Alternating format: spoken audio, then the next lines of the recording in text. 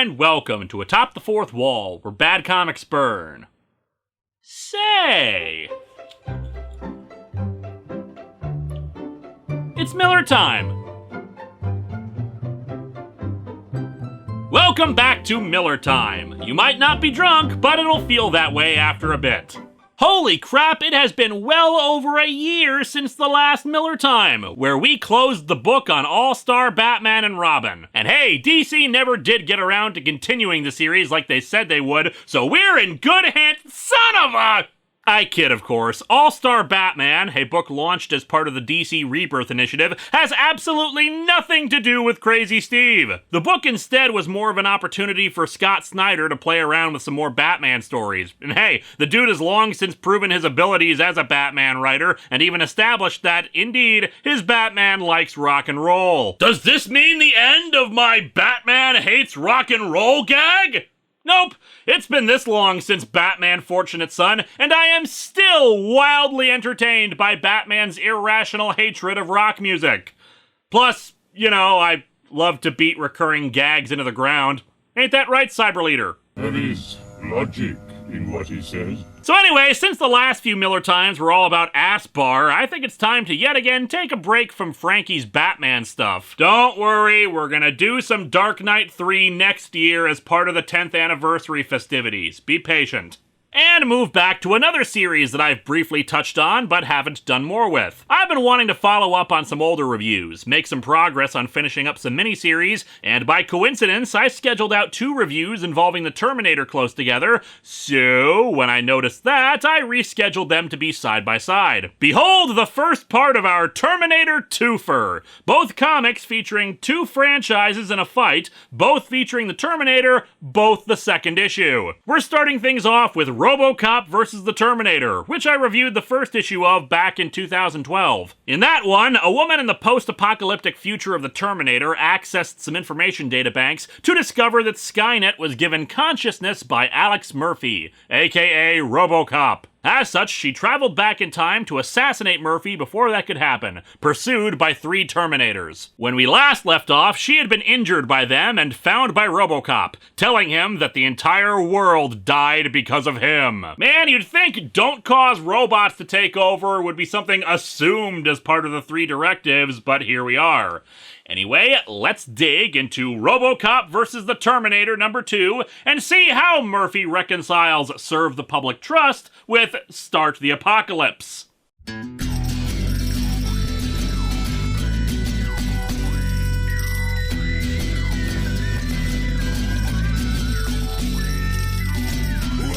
to Atop the Fourth Wall, where bad comics burn. Linkara's gonna teach you all a lesson you won't learn. Brodsky, you're not the smartest. Life out, you're not an artist. Anyone who's had a bad comic published, it could be your turn.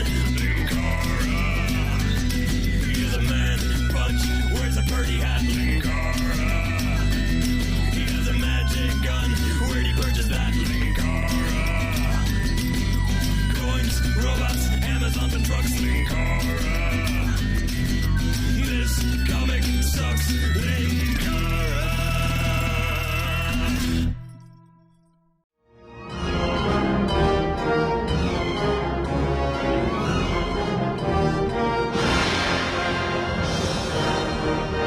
Reading from a trade, no looking at the cover, so let's just get into this. We open with a shot from the future and narration, presumably, from Skynet. Or maybe in the future, the narrators finally just accepted the power of the machine overlords and are now totally in on the whole kill all humans thing. It began as wriggling blobs in limpid puddles. After the fall of man, sea monkeys ruled the earth. It grew legs and claimed the land. It smothered the world. Moist, loud, disorganized. But enough about Twitter. It thought itself wise. It thought its mushy gray brains had conquered the planet. No credit was ever given to the spleen for their part. It wasn't its brains. It was its endless, sweating, spawning. It spawned and spawned, spewing out new flesh faster than the old could die, which became a major problem for Social Security later on. All that remains of humanity, according to the narration, is this one child carrying a gun bigger than his entire body. Unfortunately, little kids in post-apocalyptic environments don't tend to make the best people for keeping up maintenance on a gun, so I guess it explodes here. Or maybe the machines did it? I have no idea how they could make the kid's gun blow up, but not shoot him in the head, but whatever, I'm not the killer robot. The last boy on Earth. I'm not liking this gritty reboot of Commandi. The kid makes a run for it, but an explosion sends him flying into some debris, surprisingly the only result of which is to break his leg. It crawls on its belly. It whines and whimpers and begs to parents long dead, to its most stupid invention. It's God. For the 9th time, Billy, it wasn't a stupid invention, it's just corporate got involved and screwed over the whole thing. But no, little Billy is on the receiving end of a bullet from a Terminator, who indeed apparently needs to shoot a child at point-blank range if it wants to actually hit. And now, in all the land, in all the world, the moaning and screaming, the wheezing and grunting and coughing, all have stopped. Now we can all get some damn sleep. And so the Terminator who killed the child holds up the corpse for all his Terminator buddies to see. All the robot hands throw their fists in the air. Humanity is dead. The world makes sense. Not really. Why would the machines make a gesture imitating human joy and celebration?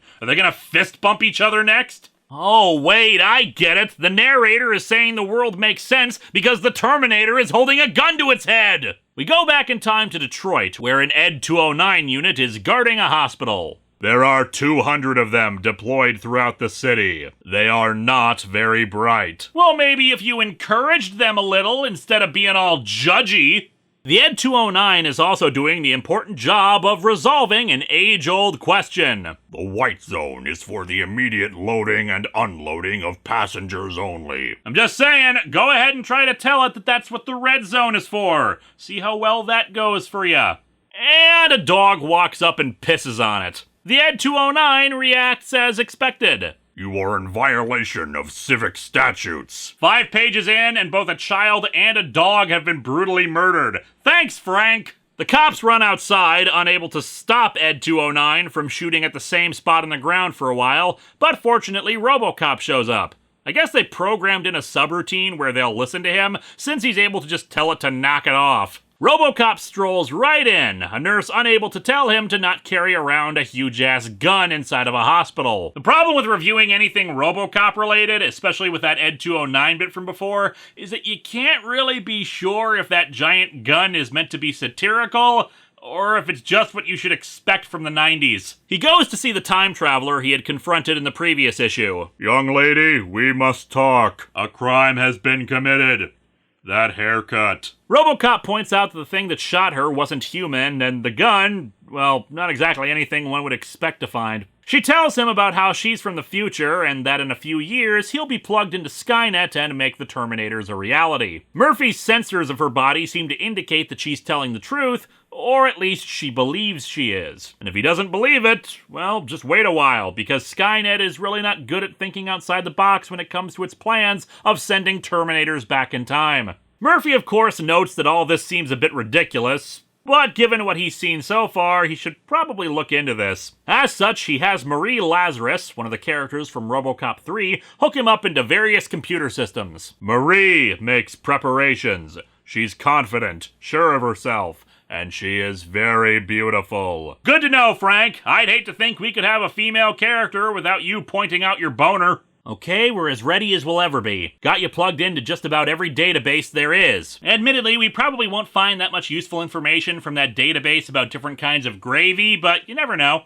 Even slipped you by the Pentagon's entry codes, thanks to one of my nerd hack friends. There'll be hell to pay if anybody finds out, that's for sure. But hey, what's a little felony based on the rantings of someone who claims to be a time traveler obsessed with killing you? And so Murphy begins searching through cyberspace, as represented by him flying through computer chips. Completely naked, of course. I mean, remember the Clone Saga's idea of searching through computers? I would have totally bought it if the characters had been nude. But hey, check out this fan service for ladies, what with his completely blank expression, shadowed nether regions, and utter lack of nipples. The only mind to join with software, and to command it, to manipulate it. Where there are no cat pictures, he makes cat pictures. It is so stupid, after all, this software, so limited. It's a different kind of world.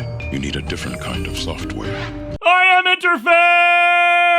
interfaced! Anyway, he's able to access Skynet, and he speculates whether or not he can make the computers think and desire like he can, and the answer is yes. Somehow he realizes that he is more than capable of giving life to all of this, and what's worse, it's apparently inevitable. Humanity will be destroyed, and he is the cause of it all. He is the cause of it all. He is the cause of it all. He is the cause of it all. Ah, damn it, Murphy's blue screening again! Marie, being a programming and robotics expert, figures the best way to snap Murphy out of this is to slap him a bit. He tells her he has something he needs her to do, and we cut to a shopping mall, where the three Terminators are coming up with a new plan. Their mission is incomplete. The woman is still alive. They wait for nightfall. They wait and watch the flesh by its colas and potato chips and beer. The Terminators, to their horror, have discovered that they are missing the Super Bowl.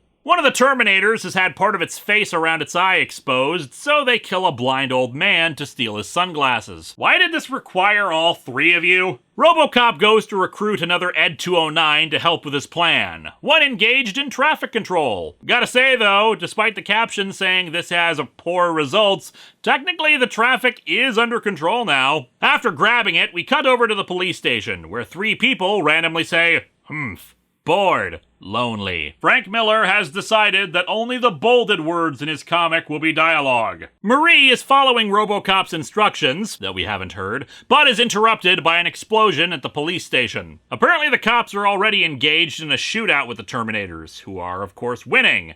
Although the machines apparently only stay long enough to raid the police armory before heading to their true destination, the hospital. Robocop has also arrived with the second Ed 209. He orders them to scan for cybernetic activity and maintain full combat readiness. But of course the two robots are kinda dumb, so immediately detect him and try to shoot him. He ducks out of the way of their fire, leading to one of them getting blown apart. He clarifies his orders, and just in time, the three Terminators drive towards the hospital armed with a crap ton of friggin' missiles in the back of their truck. Of course, loading it down with that many sensitive explosives means that enough firepower causes the truck to go up. Although let's be fair, having that many explosives is pretty standard fishing equipment in some parts of the country. Inside the hospital, the police guard on Future Lady runs off in fear from how things are going outside, allowing Marie to slip in and free her. She says Robocop needs her help against the Terminators, and her bag is loaded with guns. Despite such a massive explosion, the three Terminators survive,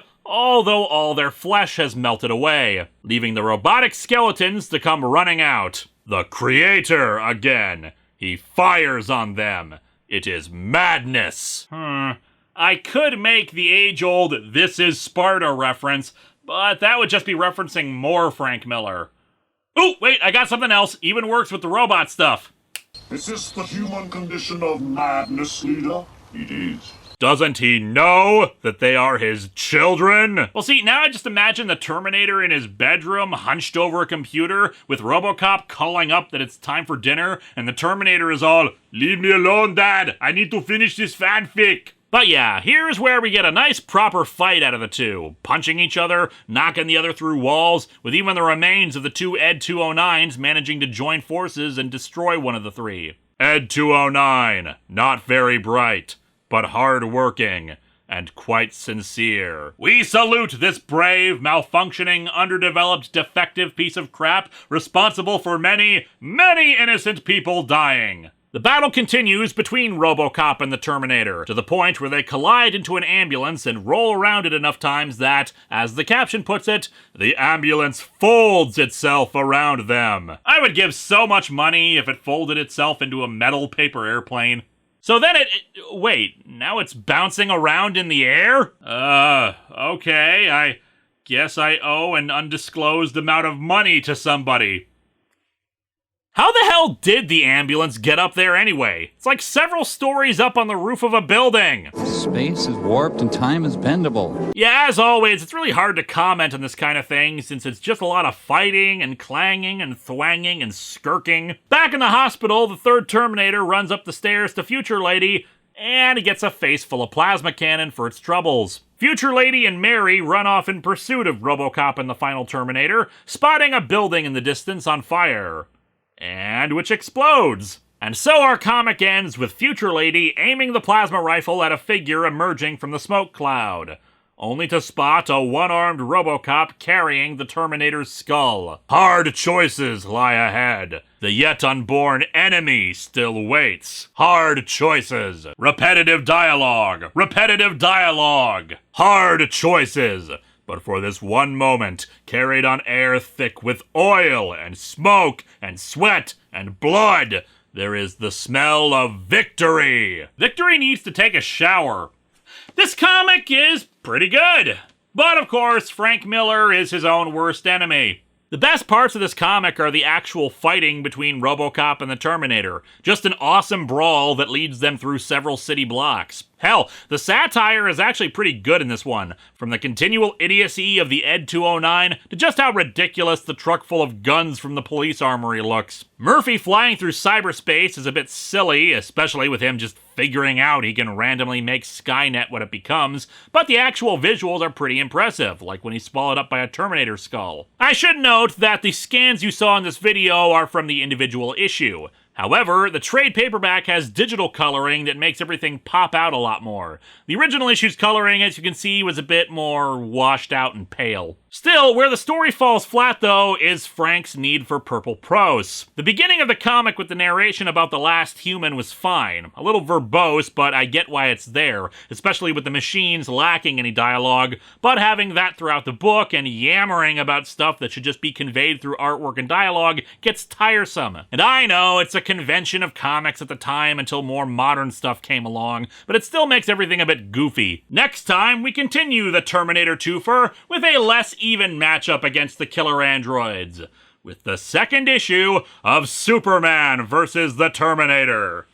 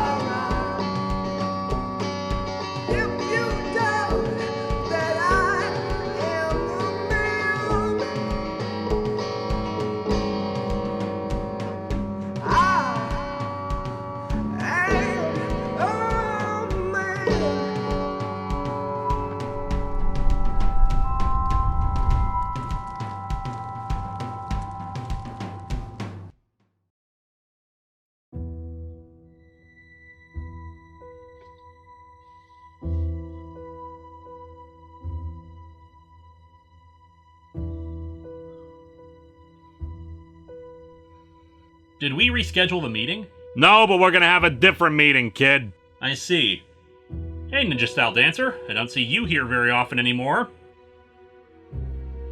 A pity that you're so rarely busy around here. Linkara, you have been attempting to secure access to various satellite networks. Yes, I have. Unfortunately, Alan is having trouble convincing his superiors that it would be a good idea. See, that's the thing, Linkara.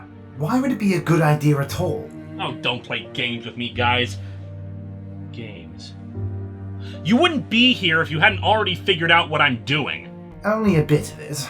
The rest is speculation. Utilizing the sensors and satellites could be helpful in our search for Vice, but then I got to thinking like a mad scientist, and wondering what one could do with various levels of access. Hacking into places where one couldn't. Or shouldn't. Monitoring things beyond the scope of what one would normally expect. And if we were really being generous to the mad scientist thought, space-based weapons of mass destruction with perfect targeting sensors. So the question that we all have, kid.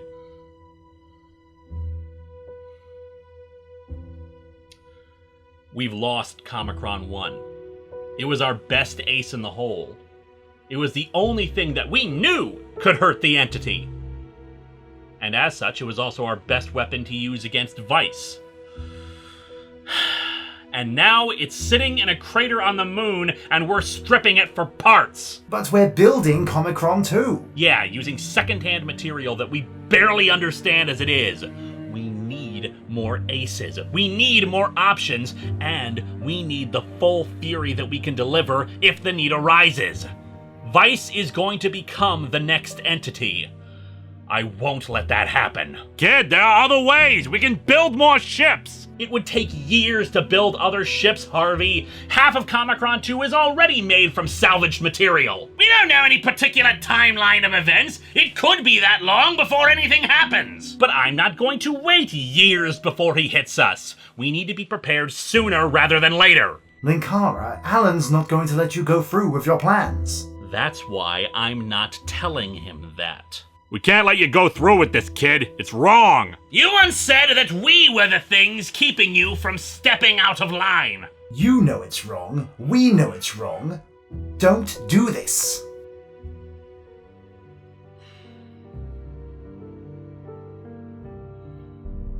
This isn't hypotheticals. This isn't a moral debate.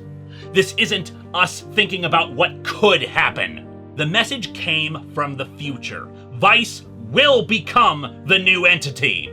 We can't stop it. If the price for keeping us all safe is my own soul, then so be it. Kid, you don't have to— Harvey, let me finish this, because this is the hardest thing I've ever had to say. This is my decision. This is not up for debate. None of you were there. None of you saw the entity in its full, terrifying glory. None of you had to look at its face and see the end of everything. I did. I am never gonna do that again. Now all of you, either stand with me, back me up on this, or you can get the hell out of here. I'll stand alone if I have to. Choose now.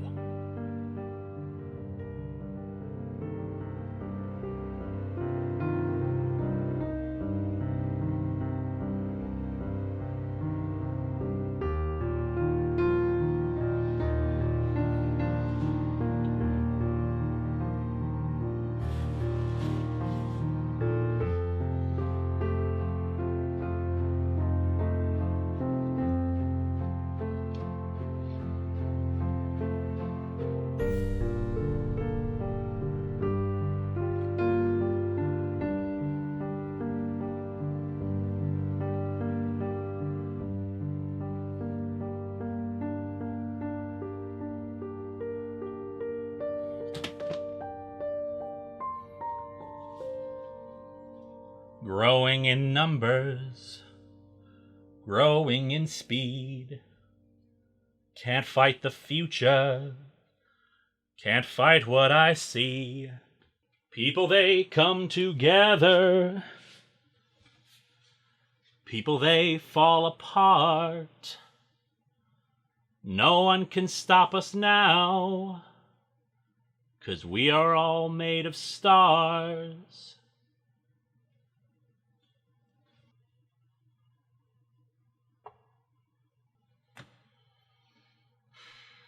Check.